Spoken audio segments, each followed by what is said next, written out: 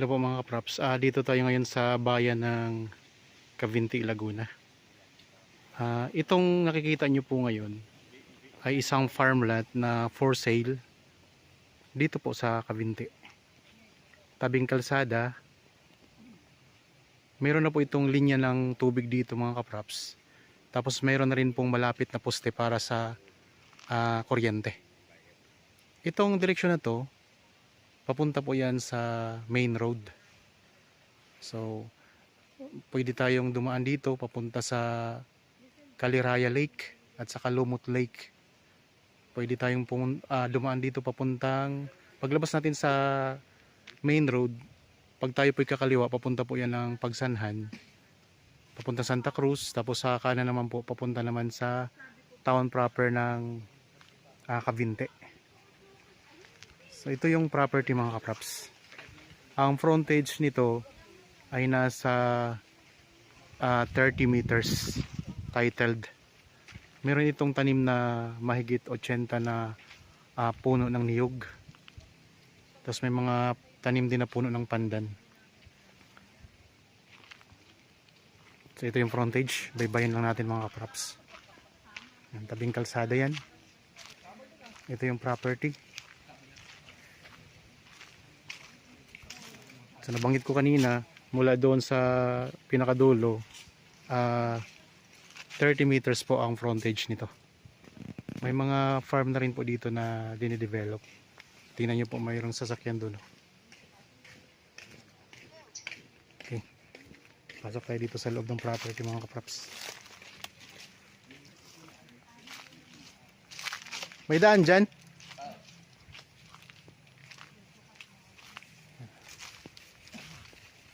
So, pasok tayo.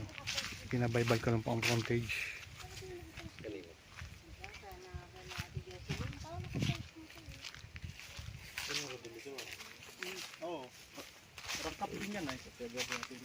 May bakod na barbed wire.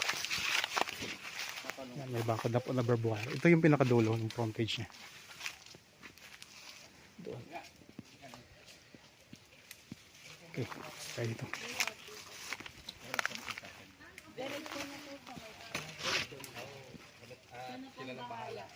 Okay, ito yung dito na tayo sa loob.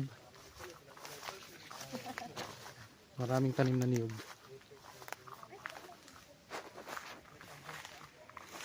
Ang korte ng lupa ay rectangle.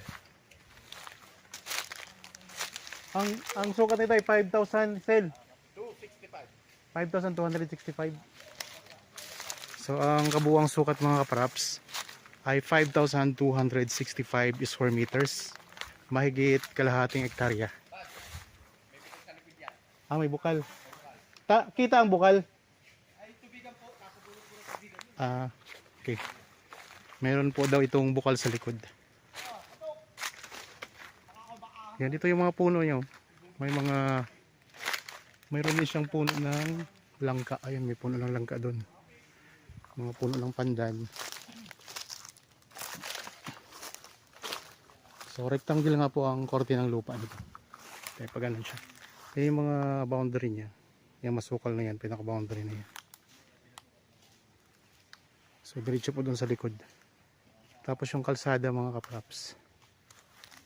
Ayun po yung pinanggaling natin kanina. Yung kalsada. May niyog. Ayan. May pasuman oh. Okay. Punta natin ang bandang likuran. Ibig sabihin may sako pa itong palayan? Oo, yun ang pinaka-boundary. So pinaka-boundary palayan. Yan ako ang niyog eh. Panungkit.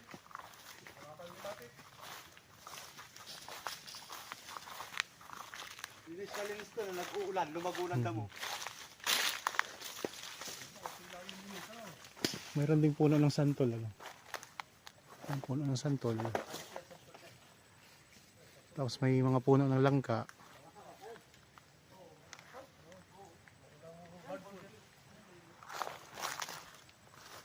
Sa unahan po, mayroon siyang bakod na barbed wire.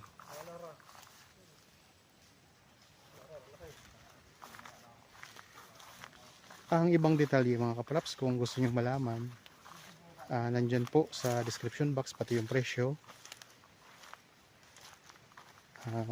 Basahin nyo lang po. Tapos kung may mga katanungan pa kayo, pwede po kayong tumawag sa amin, mag-chat o kaya mag-text. Dito may mga tanim na Carabao grass.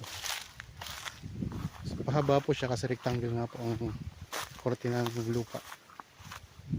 30 meters. Nasa 30 meters ang frontage. Yan, dito na tayo sa bandang likuran ng property mga kapaps.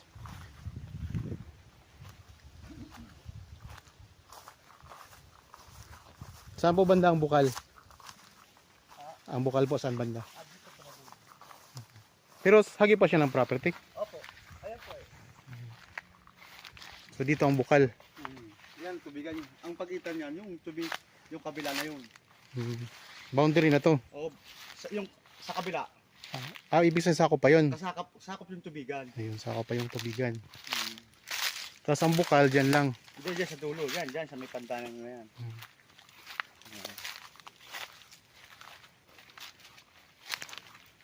Ito yung pinaka boundary, yung ano, sakop pa yung tubigan.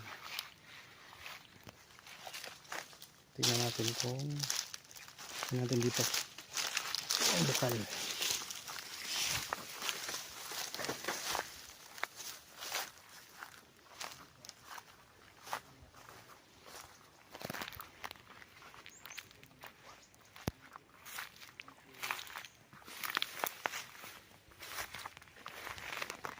Yan, hanggang dyan ang boundary nito mga kaprops.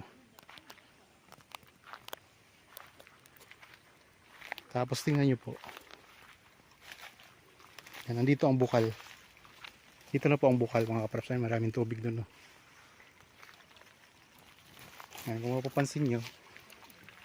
Yan, tuloy-tuloy ang agos ng tubig. Kasi meron siyang bukal dyan. Ang bukal ay natatakpan ng mga damo. Pero tanaw natin dito.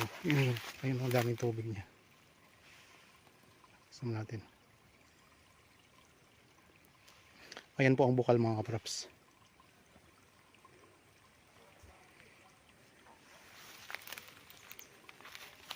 So, dumadaloy ang tubig ng bukal papunta dito sa palayan.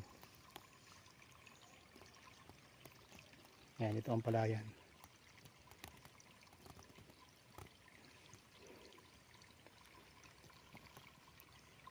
Kasi may mga buyers tayo na naghahanap ng property na mayroong bukal sa property.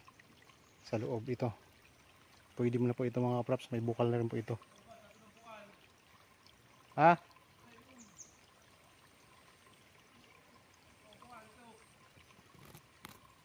Ito. Oo. Ito yung bukal.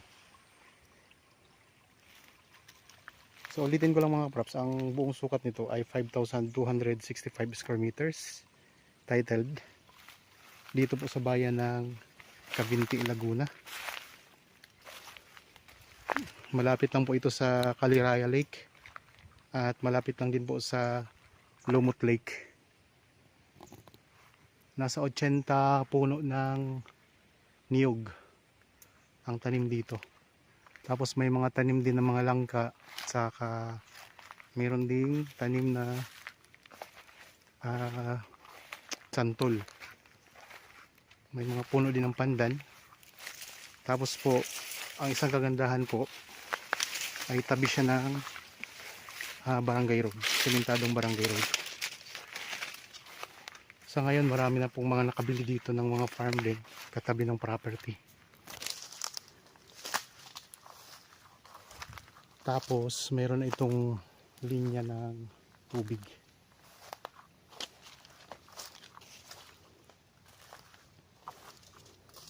Ito yung pinakadulo niya.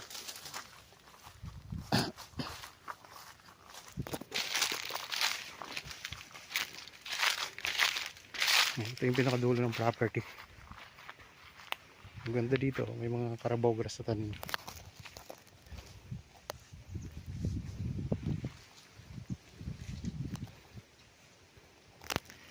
Yan, ikot ko lang camera mga kaprops.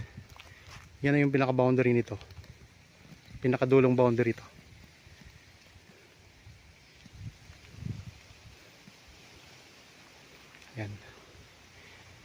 Dito may tanim na puno ng langka.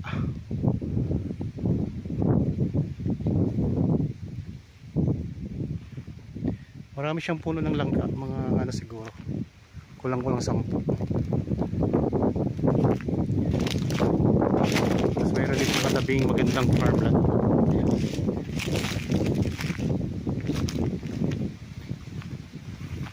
Meron din siyang tanim na parang ano, parang anahaw na mataas. Hindi ko lang alam kung anong tawag ditong puno na to. Mukhang anahaw ang dahon eh. Bukod po yan sa mga niyog.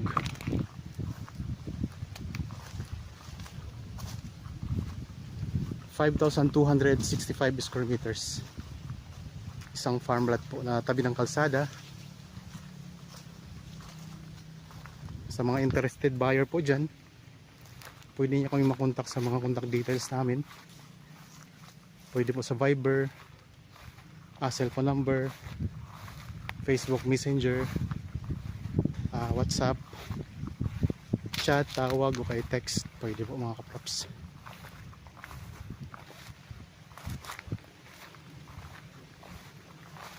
Dito tayo ngayon sa may bandang gitna.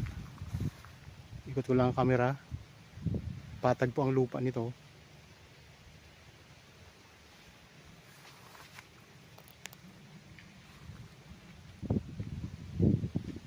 Merong bukal sa likod, yung pinakita ko kanina mga kaprops. Sa likod mismo ng property, at may sako po siya na maliit na pitak ng napalayan. Okay, balik na tayo doon sa harap.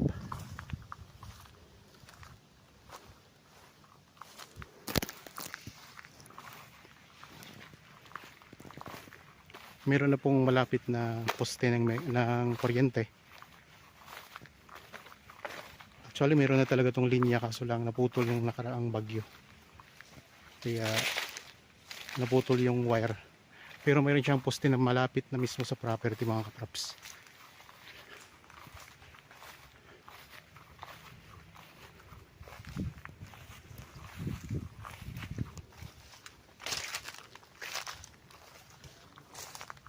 Napakalapit lang po nito sa Caliraya Lake. Ang Caliraya Lake ay sikat po sa napakagandang pasyalan. Maraming mga resort at maraming mga restaurant.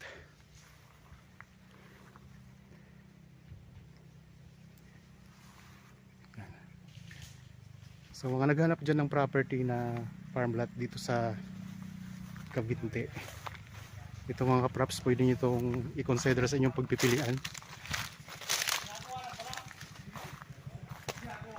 Tingnan natin yung ano. Dito na tayo sa kalsada. Ayun lang kalsada.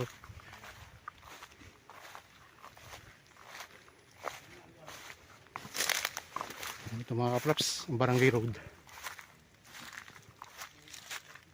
Mayroon tayong ditong bakod na number wire sa harapan.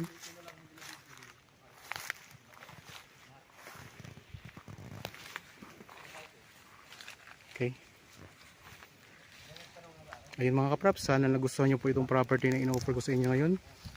Para po sa bago pa lang sa aking channel at napadaan lang po dito sa aking channel, huwag nyo pong kalimutang mag-subscribe at pindutin na rin po ang notification bell para maging updated kayo sa mga bagong property na i-offer namin.